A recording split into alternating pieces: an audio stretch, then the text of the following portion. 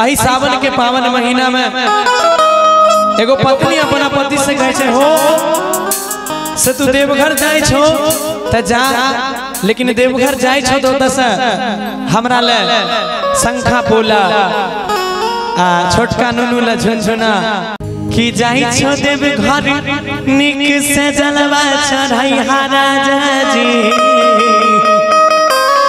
ये हमारा खुद का गीत है और बड़ा प्यार मिल रहा है इस गीत को। जाई छो देवघर निक से जलवा चढ़ाई राजा जी।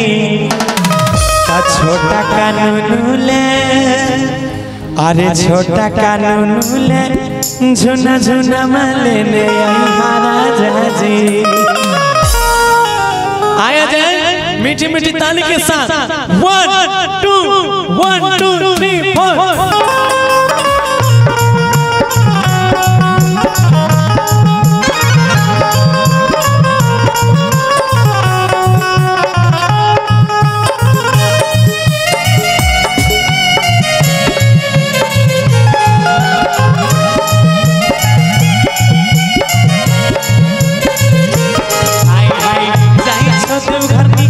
जलवा चढ़ाई राजा जी। जाई छो देवघर निक से जलवा चढ़ाई राजा जी।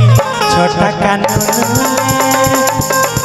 कानून बोले झुना झुना मले राजा जी। अपन बाबू मले झुना झुना मले राजा जी। जाई छो देवघर निक से जलवा चढ़ाई राजा जी।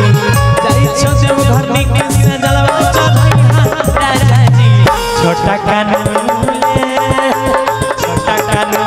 ले झुना झुना मले।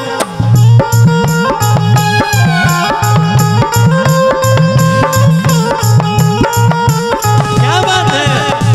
जो भी मोमबत्ती झूमना चाहेंगे एक बार खड़े हो जाइए और आगे आ जाइए, खड़े हो जाइए तो झूमना आ जाइए। शर्माना नहीं है कि नहीं कहा आइए।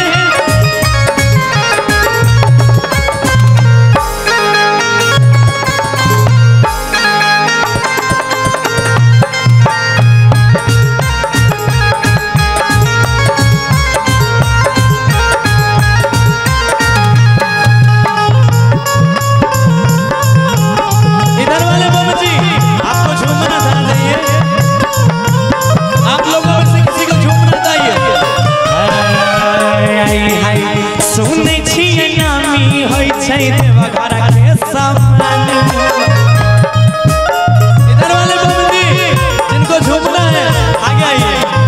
हमारो कोन माली लइहा सुना लागई कान गो।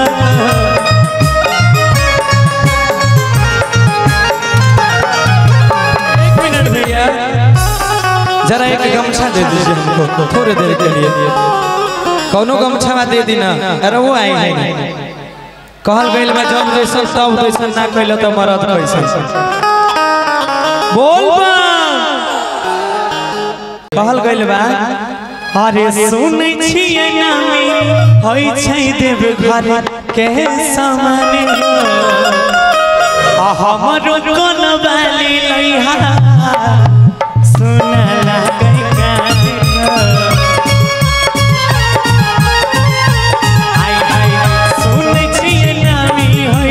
देवघर के सामने हमरो सुनै छियै नामी होय छै देवघर के सामने। हमरो कोन बाली लइहा सुना लागै कान हो। मानवा में रखले नहीं भूलैहा राजा जी। मानवा में रखले नहीं भूलैहा राजा जी। छोटा कानून ले झुना झुना।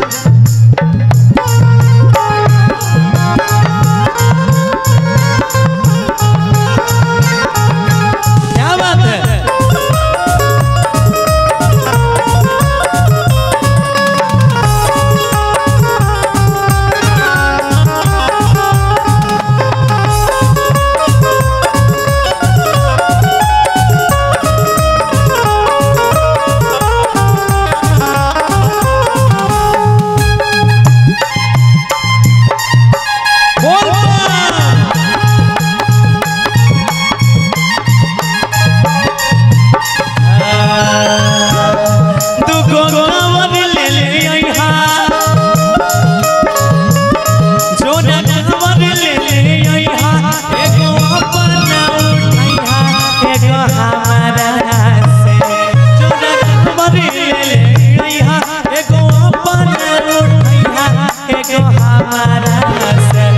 सैया देव घर जइबै अपनी छड़कला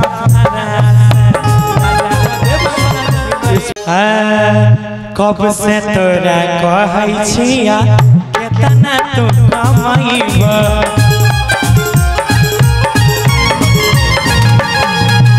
कहिया बोलम हमारा देव घर लेके जइबा केतना दिन से कहै छिया कहिया घुमाइबा बोले रुपैया एक मिनट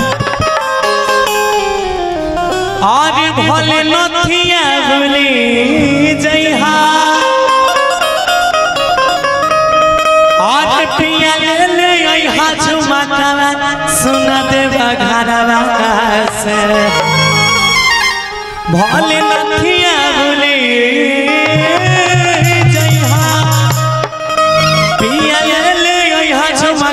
सुना देवा आई देवा पिया हो बड़ी सुंदर शोभा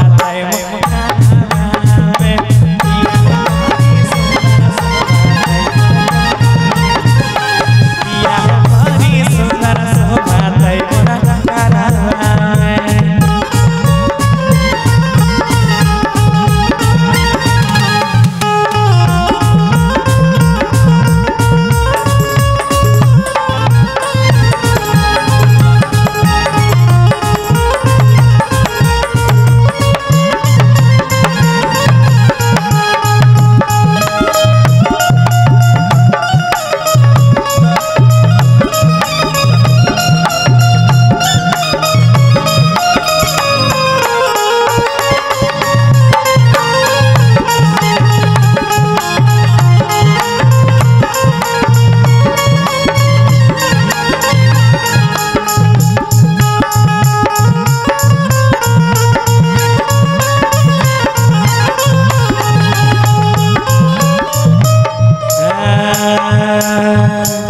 एक मिनट भैया